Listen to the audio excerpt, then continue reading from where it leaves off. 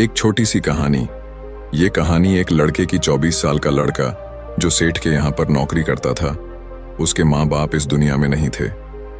जिंदगी बड़ी परेशानी में चल रही थी। वो जाता था, रोजाना पैसे कमा करके घर आता था, खाना बनाता था, खाता था, सो जाता था।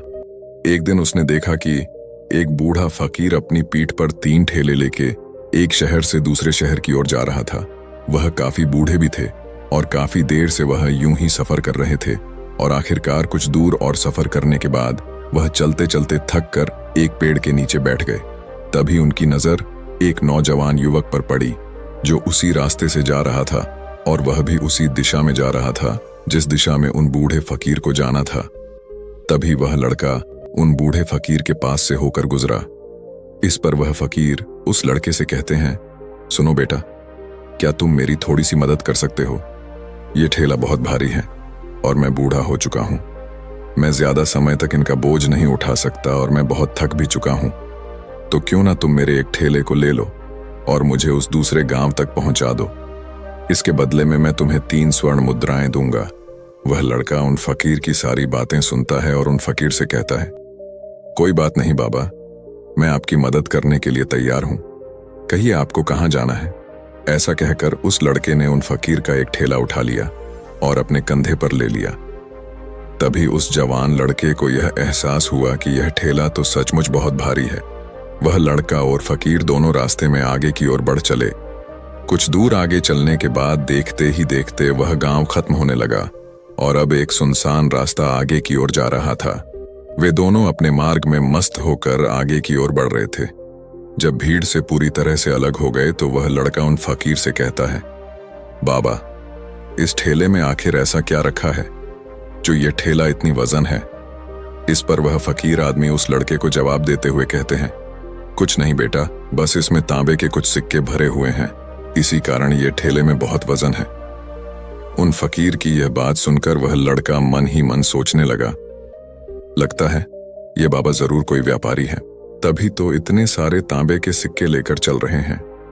और फिर तभी उसके मन में एक ख्याल आया कि मुझे क्या करना है। मुझे तो खाली यह ठेला दूसरे गांव तक पहुंचा है, बस इतना ही। जैसे ही उसके मन में यह ख्याल आया, उसने तांबे के सिक्कों का वह ख्याल मन से निकाल दिया और अपनी धुन में मस्त होकर वह आगे की ओर चलने लगा। चलते चलते कुछ और समय बीता और वे दोनों एक नदी के किनारे जा पहुंचे। वह लड़का हट्टा कट्टा था और काफी चुस्त और तंदुरुस्त भी था, इसलिए वह बिना सोचे समझे उस नदी में उतर जाता है। किंतु वह फकीर अब भी किनारे पर ही खड़े थे। इस पर वह लड़का उन फकीर से कहता है, क्या हुआ बाबा, चलिए आइए, हमें यह नदी पार करनी होगी, तभी तो हम उस गांव तक पहुंच पाएंगे। इस पर वह फकीर उस लड़के से कहते हैं, मैं जानता हूं बेटा कि हमें यह नदी पार करनी ही होगी, लेकिन जैसा कि तुम जानते हो मैं अब बूढ़ा हो चुका हूं और 2-2 ठेले लेकर मैं यह नदी पार नहीं कर सकता। कहीं मेरा पांव फिसल गया तो क्या होगा? क्या तुम मेरी एक और गठरी ले सकते हो? मैं तुम्हें इसके बदले भी 3 स्वर्ण मुद्राएं दूंगा। इस पर वह लड़का मुस्कुराते हुए उन फकीर से कहता है, बाबा, आप मुझे शर्मिंदा कर रहे हैं। यदि आप मुझे स्वर्ण मुद्राएं ना भी दें तो भी मैं आपका कार्य अवश्य करूंगा। मैं आपको उस दूसरे गांव तक जरूर पहुंचाऊंगा। इस पर वो फकीर मुस्कुराते हुए उस लड़के से कहते हैं, बेटा, तुम तो बड़े ही भले इंसान लगते हो। इतना कहकर उन्होंने वह दूसरी गठरी भी उस लड़के को थमा दी। उस लड़के ने जब वह दूसरी गठरी अपने कंधे पर रखी तो वह गठरी भी उसे बहुत ज्यादा भारी लगी, लेकिन उसने वहां पर कुछ नहीं कहा। जैसे तैसे उन दोनों ने नदी पार की। नदी पार करने के बाद बातों बातों में ही उस लड़के ने उन फकीर से कहा, बाबा, आखिर इस दूसरी गठरी में क्या है? ये गठरी भी बहुत वजन है। इस पर वह फकीर उस लड़के को जवाब देते हुए कहते हैं, बेटा, इसमें चांदी के सिक्के हैं, इसी कारण यह गठरी भी बहुत वजन है। उन फकीर की यह सारी बातें सुनकर अब उस लड़के का दिमाग तेजी से काम करने लगा था। वह यह सोच रहा था कि एक ठेले में तांबे के सिक्के हैं और दूसरी में चांदी के। ऐसा प्रतीत होता है मानो यह फकीर बाबा कहीं दूर से आ रहे हैं और उन्होंने अपनी सारी जमीन जायदाद बेचकर ये सारे सिक्के इकट्ठे किए हैं, तभी तो वह इतना धन लेकर चल रहे हैं। लेकिन वह लड़का उन फकीर से कुछ नहीं कहता और वे दोनों चुपचाप मार्ग में आगे की ओर बढ़ते चले जाते हैं। कुछ दूर आगे बढ़ने के बाद एक बार फिर एक सुनसान राह आती है। उस सुनसान रास्ते को देखते ही उस लड़के के मन में तरह तरह के विचार उत्पन्न होने लगे। वह यह सोचने लगा, अरे यह तो सुनसान जगह है। अगर मैं यह सिक्के लेकर यहां से भाग जाऊं तो यह फकीर मुझे कब तक दौड़ाएंगे। मुझे नहीं लगता कि मुझे कभी पकड़ पाएंगे और यहां पर कोई है भी नहीं जो इनकी मदद कर पाए। और वैसे भी ये बहुत सारे सिक्के हैं, मैं इनसे एक अच्छी दुकान खरीद सकता हूं, अपना नया व्यापार शुरू कर सकता हूं। और वैसे भी ये बूढ़ा फकीर अब इन पैसों का क्या करेगा, इससे अच्छा तो मैं ही इन्हें रख लेता हूं। वह लड़का यह सब बारे में सोच ही रहा था, तभी अचानक उसे खुद पर आश्चर्य हुआ। अरे मैं यह क्या सोच रहा हूं, यह फकीर बाबा न जाने कहां से आ रहे हैं और क्या खोज करके इन्होंने इतने सारे पैसे इकट्ठा किए होंगे। मुझे इनका फायदा नहीं उठाना चाहिए। नहीं नहीं, मुझे ऐसा नहीं करना चाहिए। उसने कुछ देर के लिए तो अपने मन के विचारों को काबू कर लिया, लेकिन कुछ देर बाद उसके मन के विचार उस पर देखते ही देखते हावी होने लगे। वह लड़का 2 ठेले लेकर उन फकीर के पीछे पीछे चल रहा था और कुछ दूर आगे चलने के बाद एक पहाड़ी आई। इस पर वह फकीर बाबा उस लड़के से कहते हैं, बेटा यह पहाड़ी मैं नहीं चढ़ पाऊंगा। मैं काफी बूढ़ा हो चुका हूं और मेरे घुटनों में भी दर्द रहता है। यदि तुम मेरी तीसरी गठरी भी ले लो तो मैं तुम्हें 3 और स्वर्ण मुद्राएं दूंगा, लेकिन याद रखना इसे कहीं गिराना मत, कहीं ये गठरियां खुल ना जाए। इस पर वह लड़का उन फकीर से कहता है, क्यों बाबा, आखिर इसमें ऐसा क्या है। इस पर वह फकीर उस लड़के से कहते हैं, बेटा इसमें स्वर्ण मुद्राएं हैं। यह सुनकर वह लड़का मन ही मन बहुत प्रसन्न हुआ। उसने चुपचाप वह गठरी भी उन फकीर से ले ली और देखते ही देखते वे दोनों मार्ग में आगे की ओर बढ़ने लगे। अब वह फकीर बिना कोई वजन लिए हुए आराम से पहाड़ की चढ़ाई पर चढ़ रहे थे, किंतु वह नौजवान लड़का जो पीछे था वह वजन के कारण बहुत धीरे धीरे चल पा रहा था। लेकिन जब से उसने सोने का नाम सुना था उसका मन तो छलांग मार रहा था। वह मन ही मन सोच रहा था, अगर मुझे यह सारा धन मिल जाए तो मेरा पूरा जीवन तो आराम से कट जाएगा। वैसे भी यह बाबा तो बूढ़े हो चुके हैं, भला इन्हें इतने पैसों की क्या जरूरत है, इनका जीवन तो वैसे भी कट चुका है। मैं एक काम करता हूं, यह सारे पैसे लेकर यहां से भाग जाता हूं। लड़के के मन में अनगिनत विचार उठ रहे थे। लड़के का मन अब उसकी बुद्धि पर पूरी तरह से हावी हो चुका था और उस लड़के का मन अपनी बात को सही साबित करने के लिए उससे कुछ भी कह रहा था। और तभी उस लड़के के मन में एक और विचार उत्पन्न हुआ और अब की बार वह लड़का यह सोच रहा था, लगता है यह फकीर बाबा कोई चोर है, वरना इनके पास इतनी सारे स्वर्ण मुद्राएं कहां से आएंगे। अगर ये कोई व्यापारी होते तो भला ये इस तरह से पैदल यात्रा तो नहीं करते, और अगर इनके पास इतने सारे पैसे थे तो ये कोई ना कोई साधन भी तो अवश्य कर सकते थे। लगता है ये कोई चोर है और चोर से चोरी करने में भला क्या बुराई है।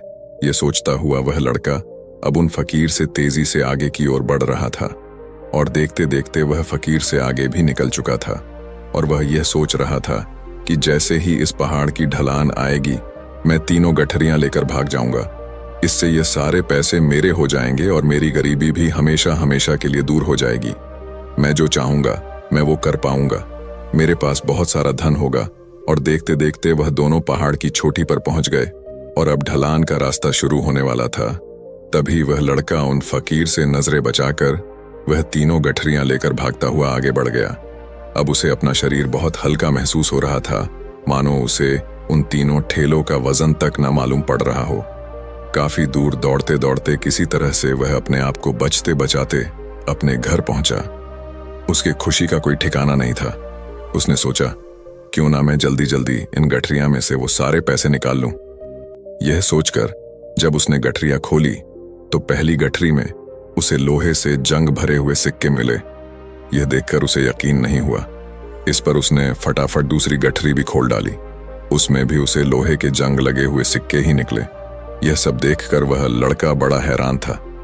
आखिर यह सब क्या हो रहा है? उन फकीर ने तो मुझसे और ही कुछ कहा था।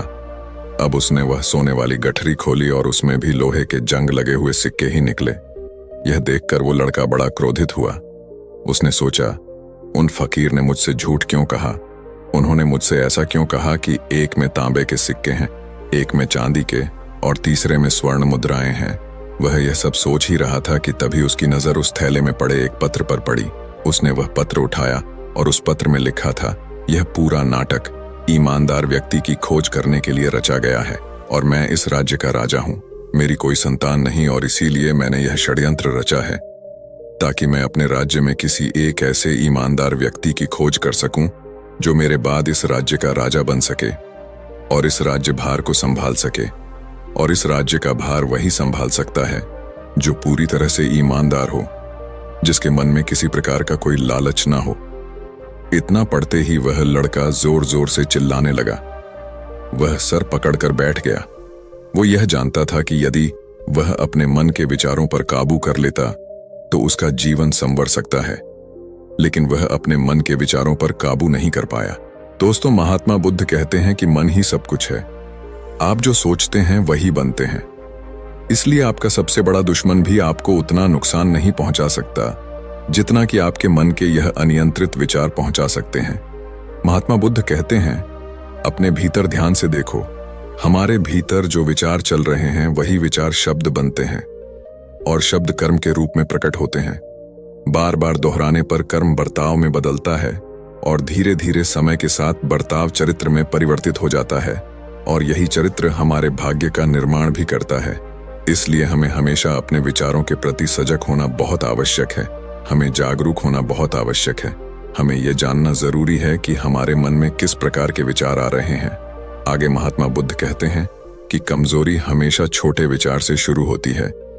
यह एक बीज के रूप में होती है और यदि इस बीज को नष्ट न किया जाए तो यह छोटा सा विचार बहुत जल्द ही एक विशाल वृक्ष का रूप ले लेता है और हमारी बुद्धि की सोचने और समझने की क्षमता को पूरी तरह से नष्ट कर देता है। जिस प्रकार आपने इस कहानी में देखा किस प्रकार उस जवान लड़के का मन उस पर हावी हो चुका था और उसकी सही और गलत सोचने की क्षमता पूरी तरह से नष्ट हो चुकी थी, जिस कारण वह यह समझ नहीं पाया कि उसे क्या करना चाहिए और उसके लालच ने उसके भीतर इतनी ऊर्जा भर दी कि वह तीनों ठेले उठाकर इतनी तेजी से वहां से भागता आगे भी बढ़ गया। इसीलिए जब आपके मन में पहली बार कोई गलत विचार उत्पन्न हो तभी उसे जड़ से उखाड़ देना चाहिए, अन्यथा वह विशाल वृक्ष का रूप लेगा और आपको किसी न किसी गलत राह पर वह ढकेल ही देगा।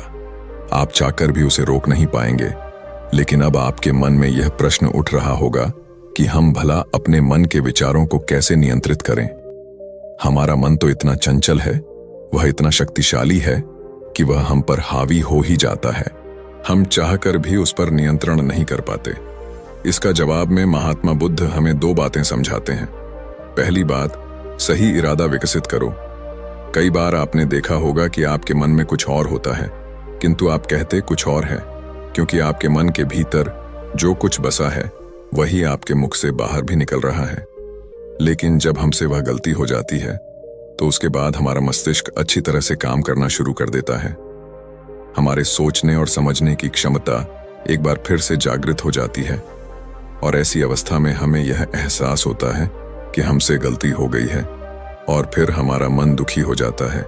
हमारा मन अफसोस से भर जाता है और इस भारीपन और दुख से बचने के लिए महात्मा बुद्ध हमें सही इरादा विकसित करने के लिए कहते हैं। इसके लिए जब भी आप कोई कार्य करने जा रहे हो तो सबसे पहले आपको यह खुद से पूछना चाहिए कि जो कुछ भी मैं करने जा रहा हूं इसके पीछे मेरा इरादा क्या है। क्या मैं दूसरों को दुख पहुंचाना चाहता हूं या दूसरों को नीचा दिखाने जा रहा हूं या मुझे खुद को ऊपर उठाना है। खुद से सवाल कीजिए, खुद को जागृत कीजिए। जब आप इरादों के प्रति सचेत होने लगेंगे, जब आप विचारों के प्रति सजग होने लगेंगे, तभी आपके भीतर सकारात्मक ऊर्जा का प्रवाह होगा। तभी आप सकारात्मक इरादों से जुड़ने लगेंगे और आपके मन के भीतर बसी हुई वह नकारात्मक ऊर्जा और नकारात्मक इरादे दिन ब दिन कम होने लगेंगे। परंतु याद रहे, आपको यह हर रोज करना होगा और आपको यह हमेशा ध्यान रखना होगा कि आपको केवल अच्छा सोचना है। आपके इरादे हमेशा अच्छे होने चाहिए, तभी आप दुख और तकलीफों से बच सकते हैं। अन्यथा आप इसी तरह से दुख और तकलीफों में घिरे ही रहेंगे और आप कभी इससे निकल नहीं पाएंगे।